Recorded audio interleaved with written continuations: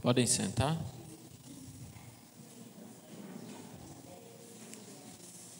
Agora nós iremos meditar na palavra do Senhor e eu convido você a abrir a sua Bíblia no livro de Lucas, Evangelho de Lucas, capítulo 1, a partir do versículo 39. Vamos ler a palavra do Senhor. Evangelho de Lucas, capítulo de número 1, versículo de número 39.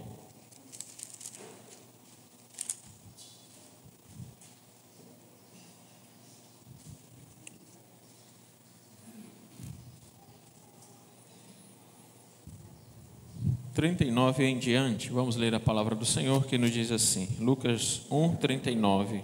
Naqueles dias, dispondo-se Maria,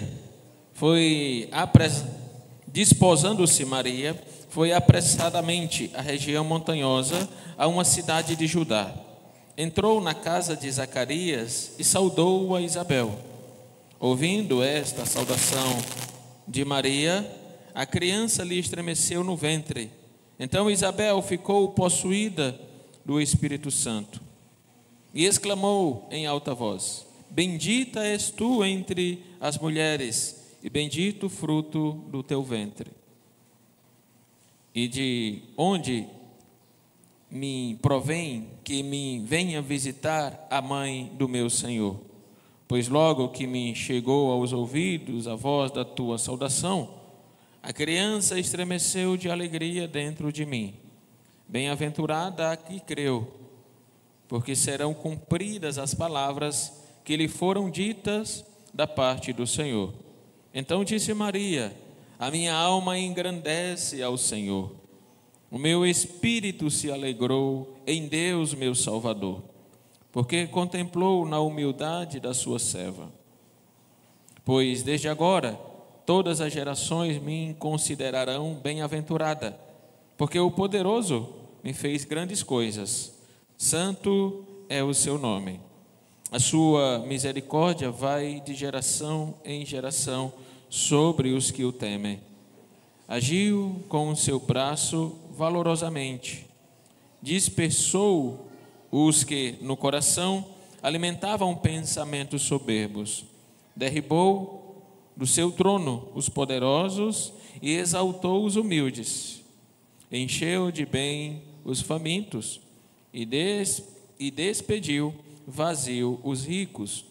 Amparou a Israel, seu servo, a fim de lembrar-se da sua misericórdia, a favor de Abraão e da sua descendência para sempre, como prometera aos nossos pais. Maria permaneceu cerca de 3 meses com Isabel e voltou para casa. Amém.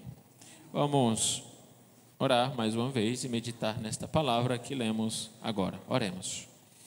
Santíssimo Deus, nós mais uma vez te agradecemos pela palavra que recebemos, pois ela e nela está revelada a tua vontade, está revelado o teu plano de salvação, o qual é consumado pela vinda do teu Filho, o nosso Salvador, o Senhor Jesus Cristo. Abençoa-nos, ó Pai, nesta manhã, para que a palavra que lemos edifique, alegre-nos e também nos faça como Maria,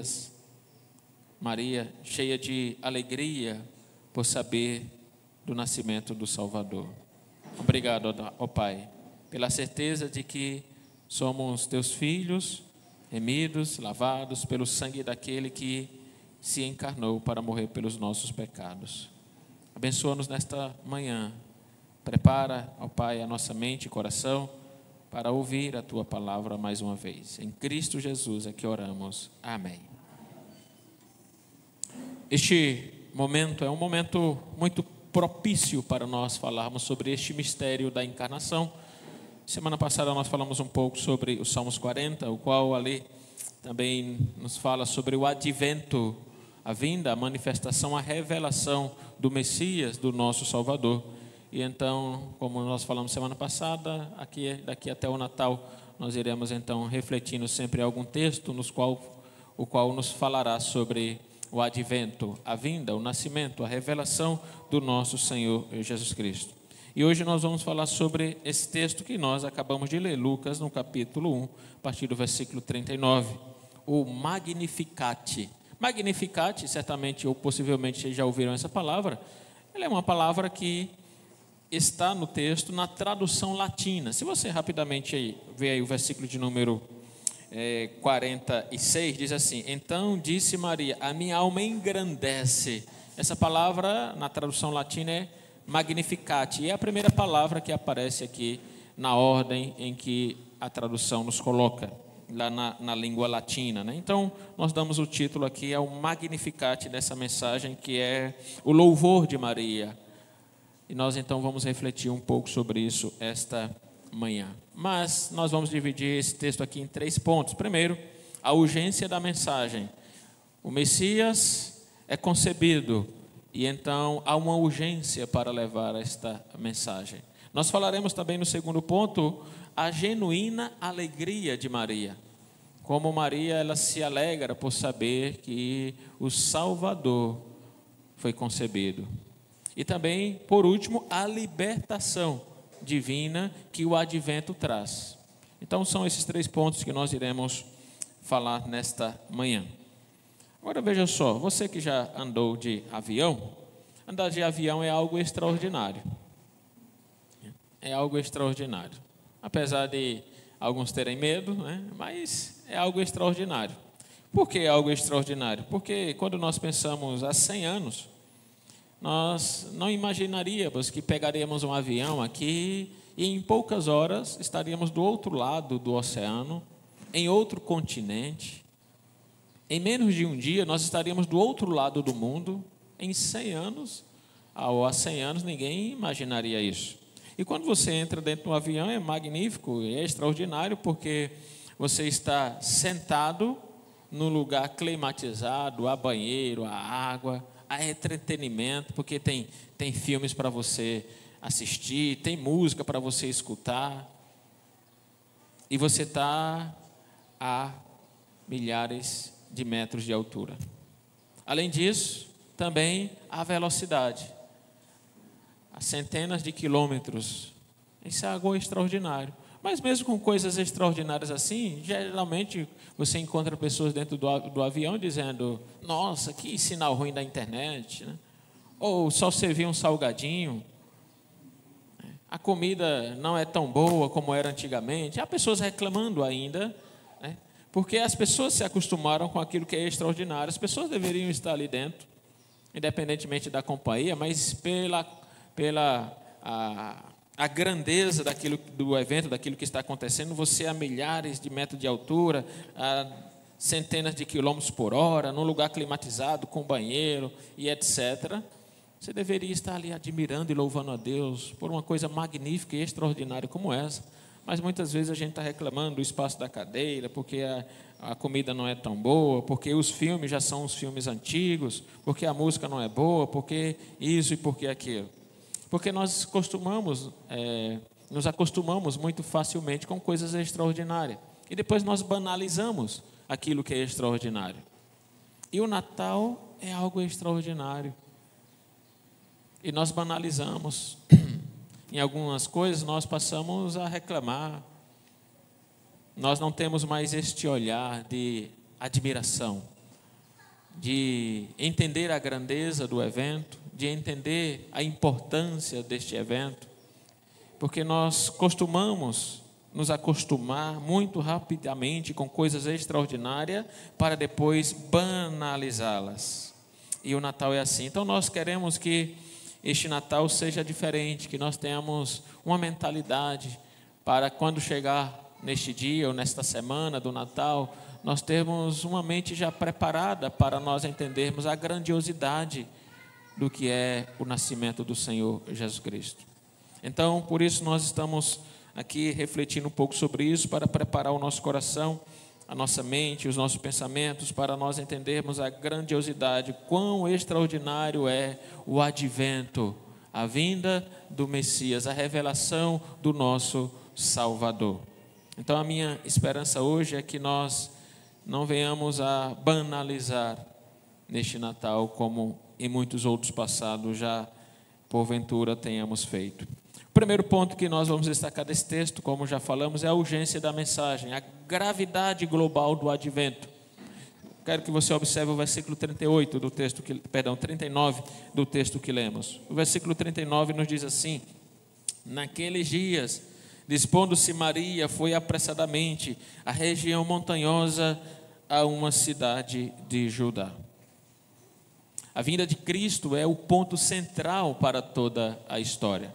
Por isso o mundo ele é dividido entre antes de Cristo e depois de Cristo. E assim as épocas elas são contadas. E nós vemos, portanto, aqui nesse texto, nesse versículo, a gravidade e a urgência em falar sobre a vinda do Messias, porque ele é o ponto que divide toda a história. Entre os perdidos e os salvos é o advento, é a vinda do Messias. Agora observe uma expressão que aparece no versículo 39 de Lucas capítulo 1, que nos diz assim: naqueles dias, dispondo-se Maria, foi apressadamente à região montanhosa. Foi com pressa. Agora veja só, ela é uma mulher grávida.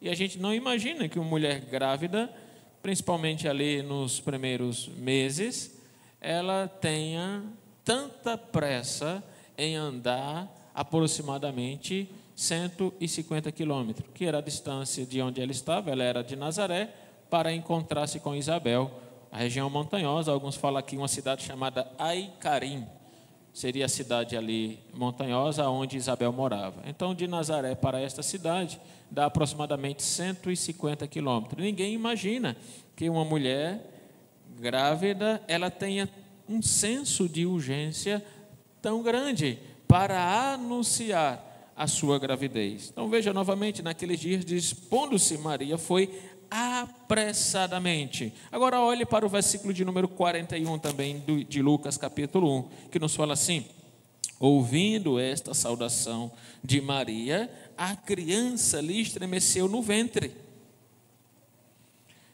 Maria cumprimenta Isabel e o bebê de Isabel salta no ventre, pois Isabel também já estava grávida há alguns meses, alguns falam aproximadamente 6 meses. A criança salta, estremece no ventre de Maria, mas isso também tem um cumprimento na palavra de Deus. Lá em Malaquias, no capítulo 4, no versículo de número 2, diz assim: mas para vós outros que temeis o meu nome, nascerá o sol da justiça, trazendo salvação nas suas asas. Saireis e saltareis como bezerros soltos da estrebaria. Malaquias capítulo 4, versículo 2. Então veja que o profeta Malaquias já havia também predito o nascimento do Salvador, e diz que quando ele viesse, saltariam como bezerros soltos. E é o que está acontecendo aqui. Quando Maria chega, cumprimenta Isabel, aquele menino no ventre de Isabel, ele salta como bezerro. Aqui ele não está somente se movendo dentro do útero, mas há um regozijo, há uma alegria. Ele está saltando, cumprindo exatamente aquilo que o texto aqui nos falou.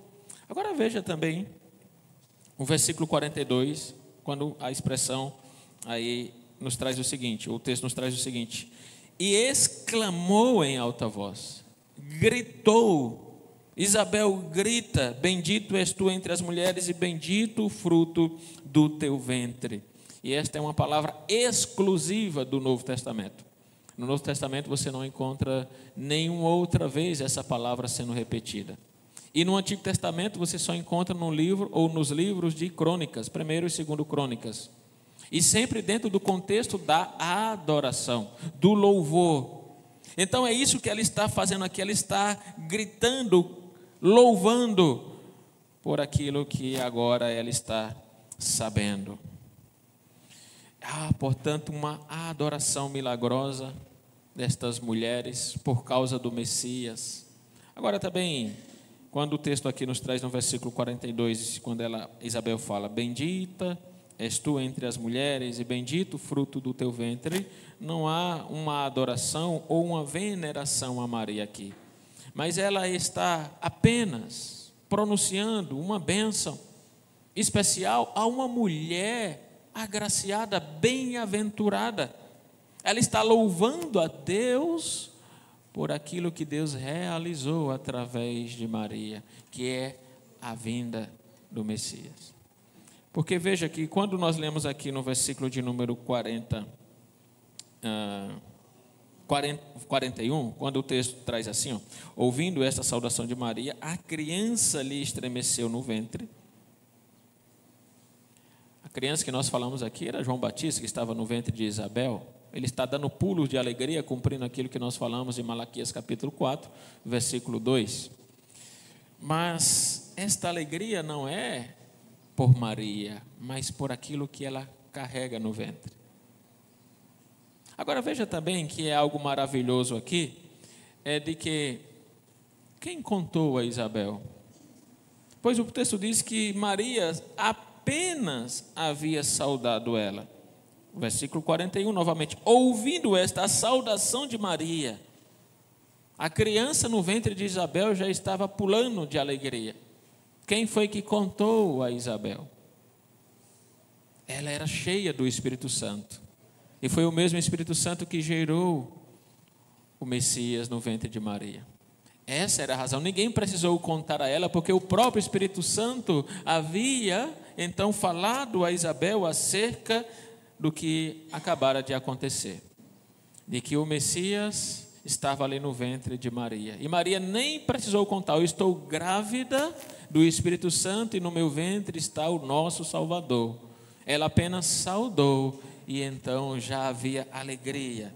E quando nós olhamos para esse texto de Maria, é inevitável não pensarmos em algumas figuras, alguns personagens do Antigo Testamento, como o caso de Abraão e Sara, o qual não podiam ter filhos, pela condição da esposa, pela idade também do esposo de Abraão, mas Deus deu um filho, deu Isaque. E você conhece muito bem isso, como através de uma mulher estéril, de um homem idoso, então Deus faz algo milagroso. Nós também conhecemos a história do próprio Isaque, que depois casa-se com Rebeca, e Rebeca ela era uma mulher também estéril, mas rogam a Deus e Deus também lhe dá filhos, Jacó e Esaú. Também, agora no livro de Juízes, nós chegamos a também uma história de uma mulher, que não sabemos o nome, mas fala da esposa de Manoá, que também era estéril, e dali nasceu Sansão. Você conhece também a história de Ana, também mulher estéril, mas roga, se derrete aos pés do Senhor, e então Deus também lhe dá um filho, Samuel. E o que essas histórias têm em comum com Maria e com o advento, a vinda, a revelação do Salvador, do Senhor Jesus Cristo? Veja o seguinte: essas crianças que nasceram de Abraão, de Isaque, de Manoá, de Ana e Eucana, essas crianças eram crianças imperfeitas. Veja só o exemplo aqui no caso da própria Ana. Você conhece muito bem a história dela. E o filho dela, ele foi um profeta, foi um sacerdote. E foi um homem importante dentro de Israel. Ele ungiu os 2 primeiros reis de Israel, Saul e Davi. Mas o filho gerado no ventre de Maria, ele cumpriu os 3 ofícios: profeta, sacerdote e rei. Samuel não foi os 3. Mas aquele que foi gerado no ventre de Maria, sim, ele era profeta, sacerdote e rei. Samuel ungiu 2 homens falíveis, mas o próprio Senhor Jesus Cristo, que foi gerado no ventre de Maria, ele é o rei eterno, ungido pelo próprio Pai. O Pai o separou para que ele reinasse. O Salmo de número 2 nos fala sobre isso. Pense na história também da esposa de Manoá, Sansão. Ele é anunciado como aquele que vai libertar Israel das mãos dos inimigos. Mas o Senhor Jesus Cristo, aquele que foi gerado no ventre de Maria, é aquele que nos libertou dos nossos pecados. Foi aquele que quebrou as cadeias que nos prendiam à morte. Assim nos diz Atos, no capítulo de número 2, quando Pedro, pregando ali aquele povo, diz que ele rompeu os grilhões da morte. Então estes homens no Antigo Testamento, eles eram homens falíveis, mas que apontavam para alguém perfeito, para o Senhor Jesus Cristo gerado ali no ventre de Maria. Então vejam só, um outro ponto que nós podemos destacar desta passagem, a qual nós dedicamos nesta manhã, Lucas no capítulo de número 1, para quem chegou depois, nós estamos refletindo em Lucas capítulo 1, versículo 39 ao versículo 56, é que esta é uma mensagem urgente. E eu destaco novamente o que disse o versículo de número 39. Ela foi apressadamente, ela foi com pressa a anunciar. Há, portanto, um senso de urgência para anunciar a vinda do nosso Salvador.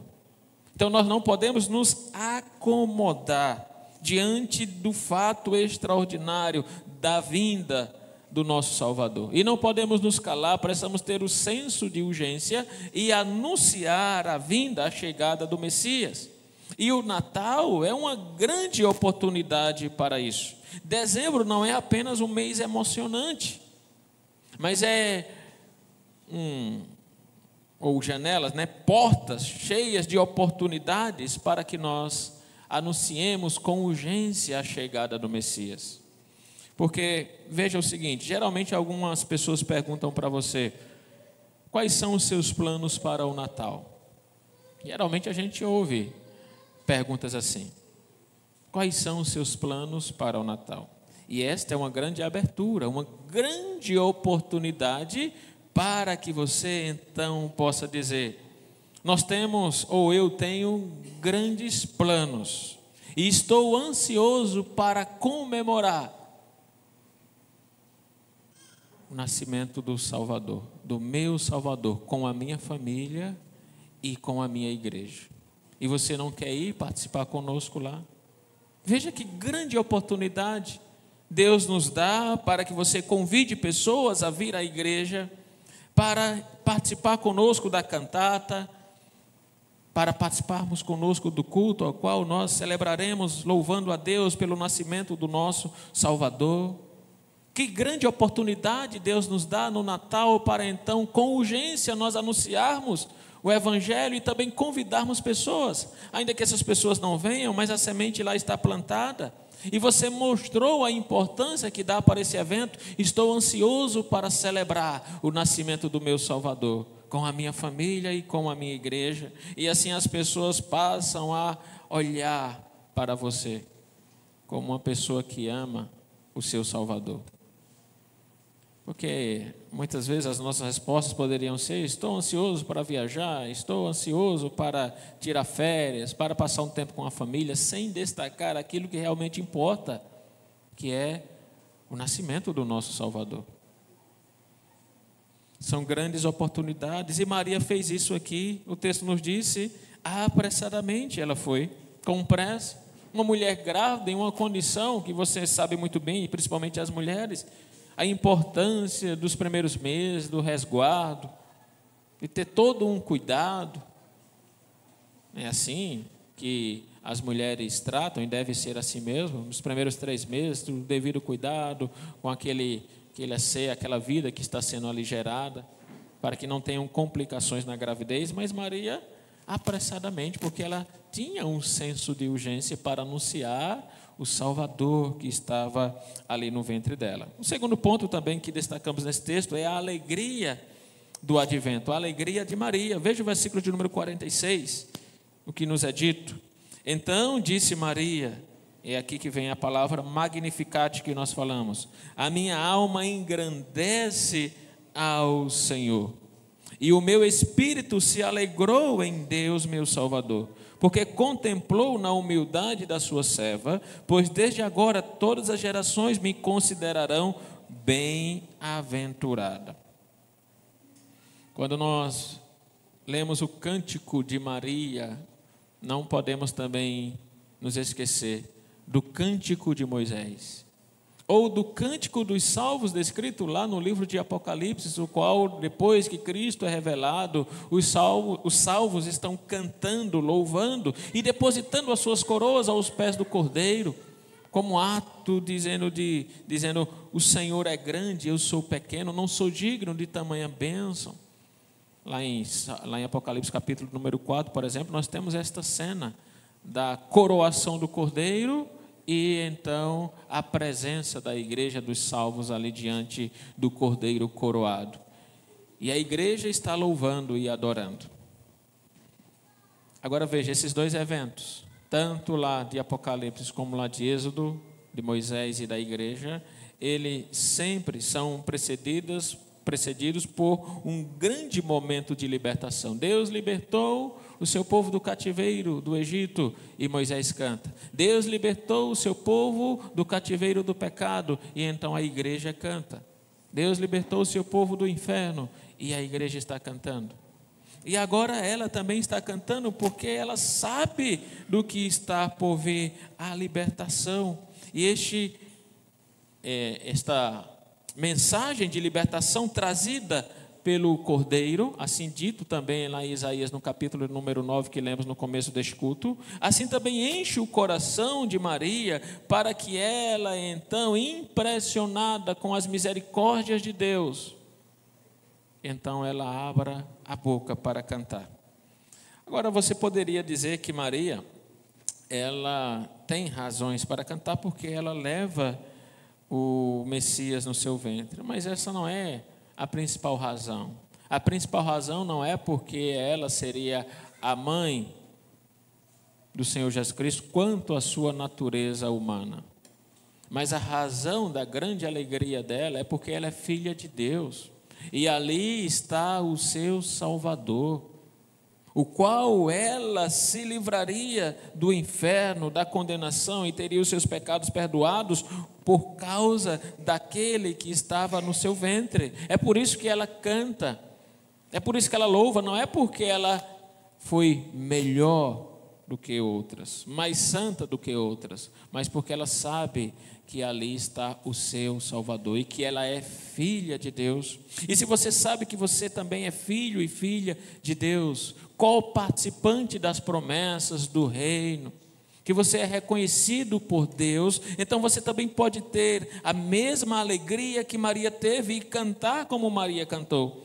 Pois o próprio texto aqui nos diz: este é o cântico de Maria, e ela está aqui engrandecendo o Senhor. Versículo 46 novamente: a minha alma engrandece ao Senhor. Se você, portanto, é como Maria, você confia na salvação provinda do Messias, do Salvador, daquele que nasceu, daquele que se revelou, e você sabe que você, pelo sangue dele, é perdoado, pelo sangue dele é recebido, é restabelecido a paz com Deus, então você também pode cantar de alegria como Maria cantou. Maria estava numa situação complicada, você há de convir comigo, porque ela nem casada era e estava grávida, numa sociedade que levava muito a sério isso. E a gente fica imaginando, né, o texto não fala isso, mas nós ficamos imaginando ela chegando na casa dos pais e contando: pai e mãe, parece impossível isso que eu vou contar, mas eu estou grávida, o Espírito Santo veio a mim, disse que em mim seria gerado o Salvador, e eu conceberia este Salvador virgem. Então veja com o que ela tem que lidar. A pressão, numa sociedade que leva muito a sério isso, naquela cultura, né? Ela tem que lidar com essas preocupações, com as tristezas, com as pressões familiares, social, de ser uma mulher que não era casada, mas estava grávida e dizia que era do Espírito Santo. Então ela tinha grandes razões para mentir. Ela poderia dizer que se deitou com José ou com outro homem, que foi estuprada, e ali aquele menino foi gerado. Ela poderia, mas ela falou a verdade. Diante da verdade, ela louva a Deus. Diante das dificuldades, há no coração dela regozijo, felicidade. É isso que nós encontramos nas palavras da boca dela, nos versículos 46, 47 e 48, nós não encontramos nenhum tipo de receio, de mentira. para tentar, de alguma maneira, se livrar das pressões familiares, sociais que ela poderia enfrentar por ser uma mulher solteira e grávida. Mas ela está disposta a falar a verdade e louva a Deus por isso, porque ela sabe quem ela carrega no seu ventre. Agora veja o seguinte: quando nós estamos muitas vezes abatidos e sufocados pelas pressões familiares, sociais, quando estamos sufocados pelos nossos sentimentos e angústias, nós temos sempre que buscar uma fuga, uma chamada válvula de escape, né? Alguns buscam em coisas como drogas, como mulheres, como passeios, como comidas. São lugares, zonas de conforto, o qual faz as pessoas descansarem diante das dificuldades e das pressões. Vou contar aqui uma história de um homem chamado Samuel Zaumer. Ele era um americano, ele viveu ali no finalzinho do século XIX, e ele foi um grande missionário. A história dele diz que ele foi para a Península Ibérica, e lá ele evangelizou muito. Foi um grande homem de Deus. Quando ele estava lá na Península Ibérica, evangelizando, sendo um instrumento nas mãos de Deus, ele conheceu uma mulher chamada Amy Elizabeth Wilker. Ela era também uma voluntária em Bagdá, lá no Iraque. E ela era uma enfermeira que se dispôs, ela era inglesa, e se dispôs a trabalhar lá diante daquela situação miserável que o povo vivia como enfermeira, cuidando da saúde do povo. Esse missionário conheceu essa mulher e se casaram. E eles decidiram então ir para o Bahrein. E o Bahrein naquela época nem se compara a hoje, isso em 1890. O Bahrein hoje, entre duas potências do islamismo, né? Entre a Arábia Saudita e o Irã, aquela ilha que fica ali, no meio dessas duas potências islâmicas, pelo petróleo cresceu e hoje é um dos melhores países quanto à qualidade de vida para se viver, né?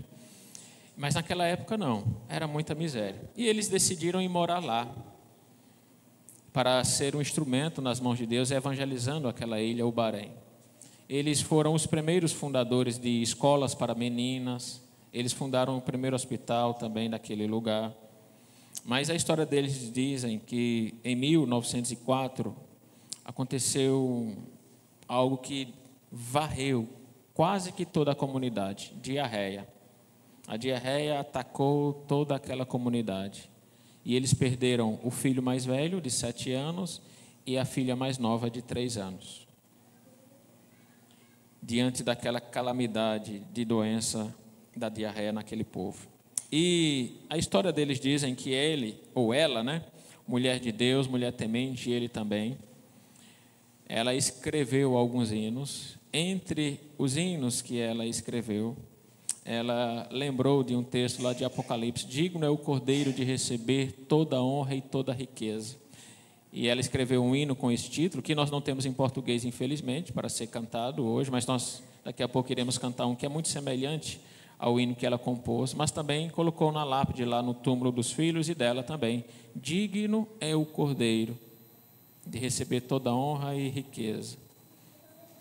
Veja, diante da dor daquela mulher, diante das dificuldades, das lutas e do sofrimento de perder 2 filhos, o mais velho e o mais novo, e 2 crianças de 7 e de 3 anos, ela ainda tinha o coração para a adoração, para lembrar do Salvador. E Maria fez exatamente isso diante das dificuldades dela também. Ela tinha os lábios e o coração para louvar, porque esse não é apenas um louvor superficial e externo, mas o coração dela está cheio de regozijo. E as palavras dela aqui em todo o cântico está cheio de referências ao Antigo Testamento, assim mostrando que o louvor dela não era fundamentado nas suas emoções, mas no conhecimento prévio que ela tinha da palavra de Deus. Ou seja, quanto mais você conhece a palavra de Deus, mais você é capacitado a adorá-lo verdadeiramente. Porque as palavras de Maria aqui, elas refletem o conhecimento profundo que ela tem da palavra de Deus. Pois tudo que ela fala aqui está cheio de referências do Antigo Testamento.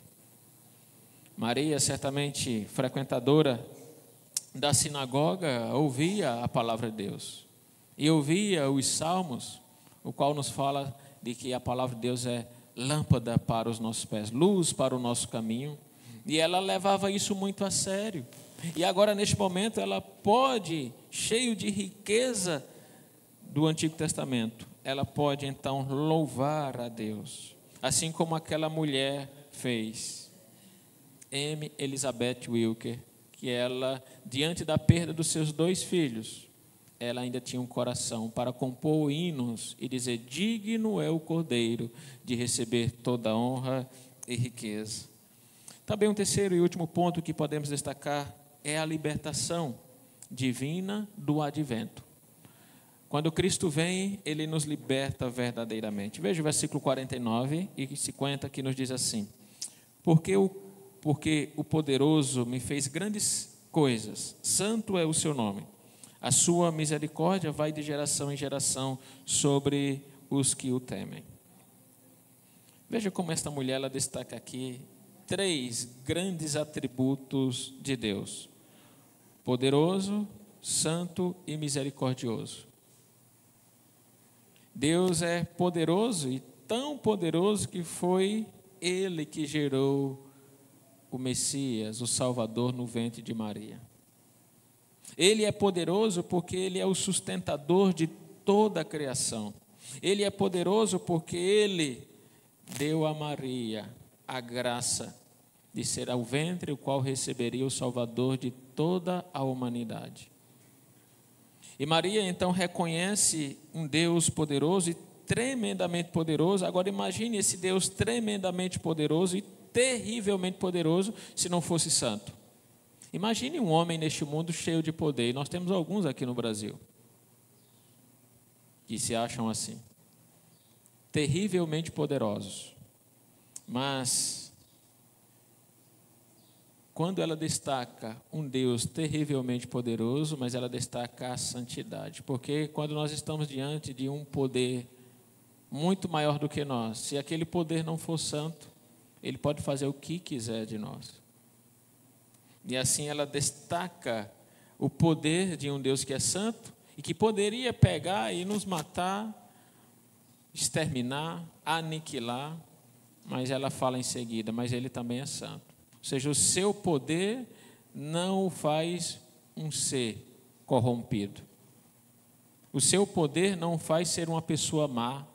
O seu poder não faz com que ele peque ou que ele vingue contra nós. Porque ele é santo. E logo em seguida, então, ela destaca isso. Porque o poderoso me fez grandes coisas. Santo é o seu nome. Deus é puro. Deus é santo.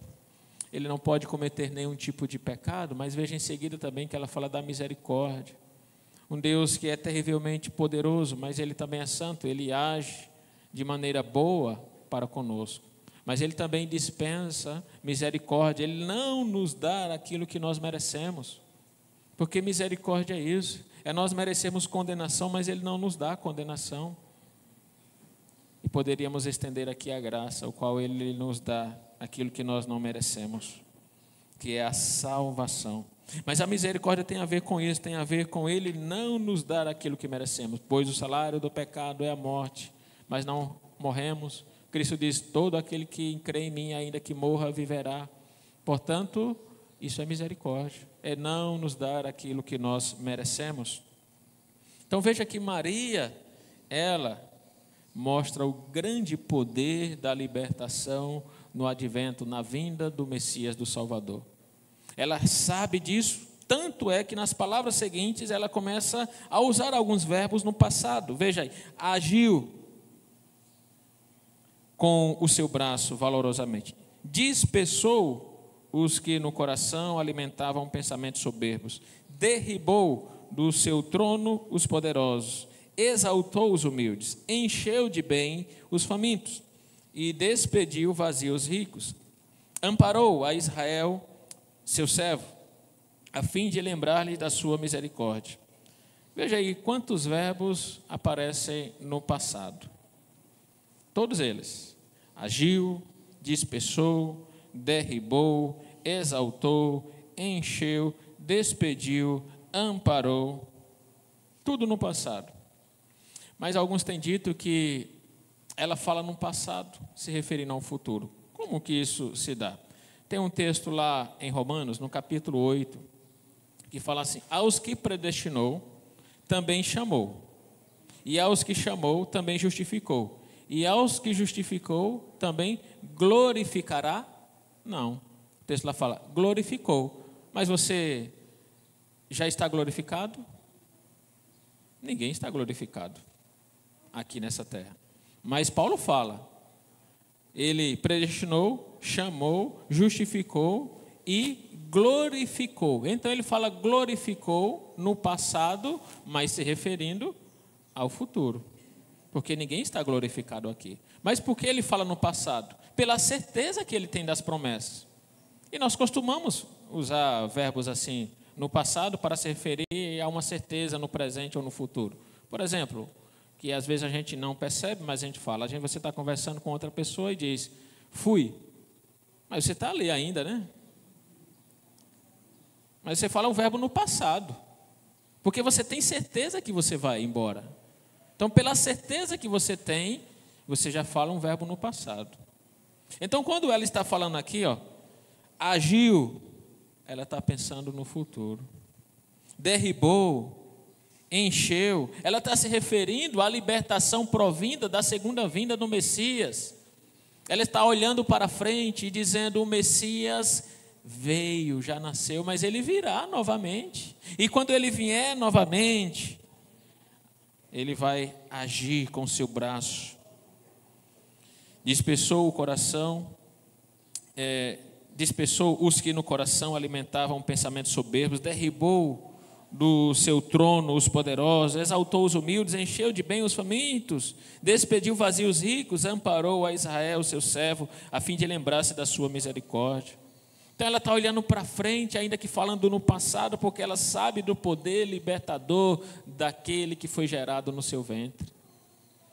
Então ela fala tudo o verbo no passado, porque ela tem certeza da obra do Messias. E assim nós encontramos o próprio apóstolo, um texto que nós pegamos como exemplo aqui, se referindo a glorificou no passado, mas apontando para o presente, porque nós ainda seremos glorificados, glorificará, mas ele fala no passado pela certeza que ele tem dos cumprimentos das promessas de Deus. Agora, um ponto aqui também no versículo de número 50, quando ele disse assim, a sua misericórdia vai de geração em geração sobre os que o temem. O Senhor Jesus Cristo voltará a segunda vez, mas as suas misericórdias serão para aqueles que o temem. Aí eu pergunto a você, você teme a Deus? Você honra a Deus? Será que você tem andado distante dos caminhos de Deus? Pois as suas misericórdias são para aqueles que o temem.